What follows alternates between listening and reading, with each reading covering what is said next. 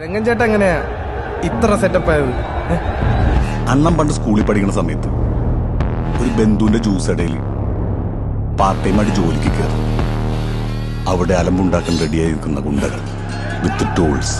എന്നിട്ട് അമ്പേട്ടാ എന്നിട്ട് ഒരു മിനിറ്റ്. മലങ്കാട് വെച്ച് വാ വിജയനഗര സാമ്രാജ്യ കമ്പകൗഡ രാജാതി രാജനടി സന്നടി കാട് പുല്ലാതെ ഡണകട ഡബിൾ മോൾഡ് സ്കൂതടി കല്ലഹ സോഡ ട്രൈ അടിച്ചാൽ കൊടുമാൾ